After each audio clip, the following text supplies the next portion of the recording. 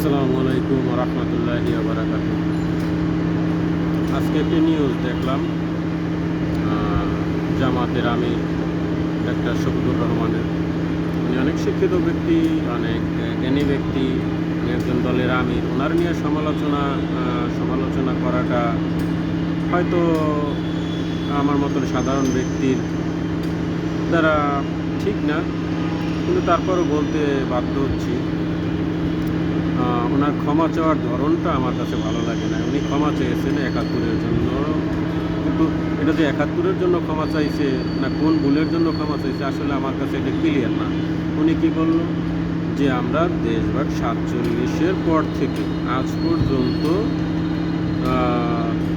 যদি কোনো ভুল করে থাকি, যদি কেউ আমাদের দ্বারা কষ্ট পেয়ে থাকেন, এর জন্য আমরা নিঃশর্ত মুক্তি চাই। আসলে কোন ভুলের জন্য আপনি ক্ষমা চাইলেন? ভুল তো একটা মানুষ, সবারই কম বেশি ভুল আছে, প্রত্যেকটা মানুষেরই আছে, আমারও আছে, অবশ্যই আছে। এখন আপনি আমি কোন ভুলের জন্য ক্ষমা চাইছি এটা তো আমাদের ক্লিয়ার করা উচিত। সাধারণ মানুষ আপনাদের কাছে কোন ভুলের ক্ষমা চাচ্ছে, কোন অপরাধের ক্ষমা চাচ্ছে, আপনি সেটা না বলে বলতেছেন যদি কোনো কষ্ট পেয়ে থাকি। এখন আপনি বলবেন যে আমি যদি কোনো কষ্ট পেয়ে থাকি, আমার কথার দ্বারা কাজের দ্বারা যদি কেউ কষ্ট পেয়ে থাকেন, এর জন্য ক্ষমা চাই।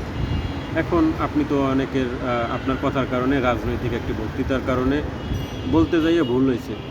এখন আপনি ওইটা মিন করে বলেন আমি যদি কোনো কষ্ট পেয়ে থাকি বা আমার সংগঠন দ্বারা কোনো কষ্ট পেয়ে থাকে, এর জন্য ক্ষমা চান। আপনি ক্ষমা চাইছেন আপনি নিজের মন থেকে, এইটার জন্য, ঠিক আছে। এখন আপনি আপনাকে সবাই ক্ষমা করে দিল যুদ্ধ অপরাধের কারণে। এখন আপনি যখন ক্ষমতায় আসবেন, ক্ষমতা আসার পর যখন আপনি ওই যুদ্ধ অপরাধ ওটা বলবেন যে না, ওটা যুদ্ধটা ছিল ৭১-এর স্বাধীনতার যুদ্ধটা ছিল, ওটা একটা ভুল সিদ্ধান্ত ছিল, তখন পাবলিক বলবে যে আপনি তো তাহলে বলছিলেন ক্ষমা চান।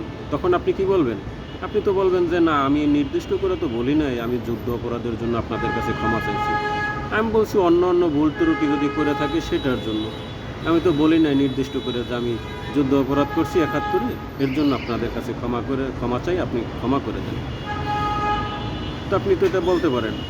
আপনি যদি কথাটার মানে কি, আপনি যে ভুল করছেন এটা আপনি জানেন না, আপনি স্বীকার করতেছেন না যে আপনি ভুল করছেন।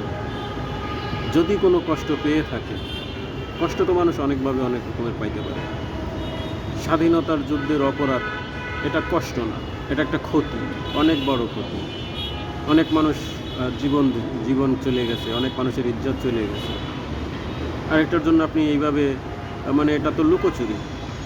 আপনি তো আসলে ক্ষমা চাওয়ার জন্য, স্বাধীনতার যুদ্ধের অপরাধের ক্ষমা চাওয়ার জন্য আপনি আসলে আসেন নাই।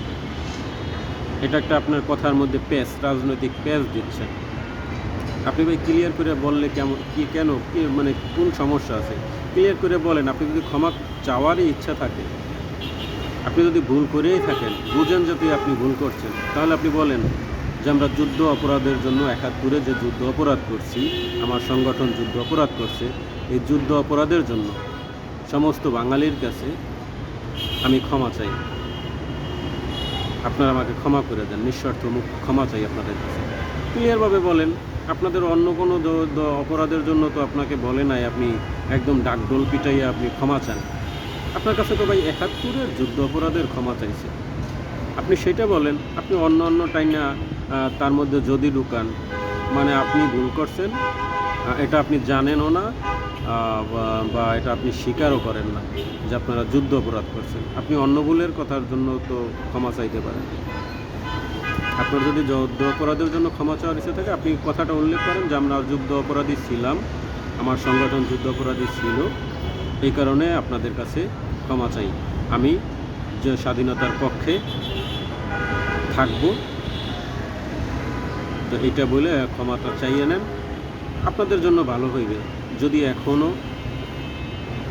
আপনাদের মধ্যে অপরাধ বোধ হয়ে থাকে যে আমরা অপরাধ করছিলাম, যাই হোক, এটা আমার একটা পরামর্শ।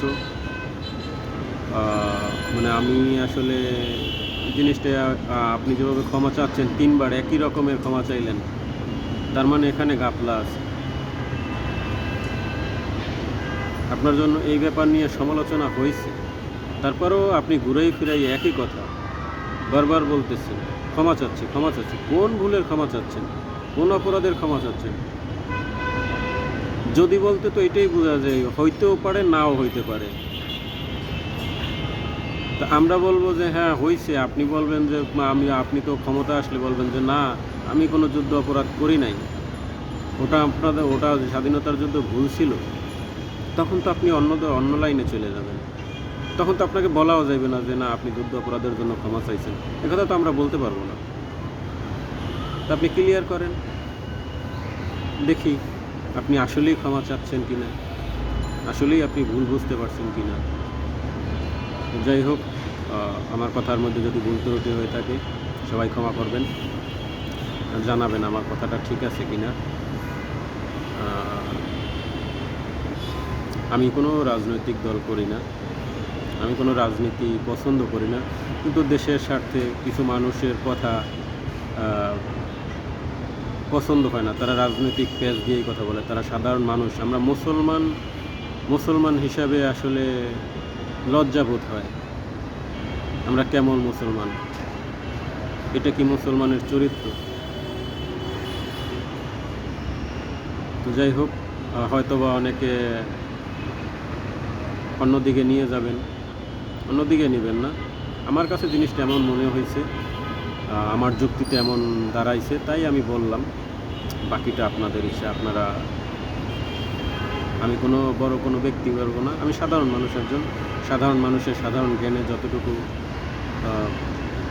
হয়েছে, বোধগম্য হয়েছে, আমি ততটুকু বলছি। তো এর জন্য আমার যদি কোথায় ভুল ত্রুটি হয়ে থাকে সবার কাছে ক্ষমা চেয়ে আমার আলোচনা এখানে শেষ করছি। আসসালামু আলাইকুম ওয়া রাহমাতুল্লাহি ওয়া বারাকাতুহু। সবাই ভালো থাকবেন, সুখে থাকবেন, শান্তিতে থাকবেন।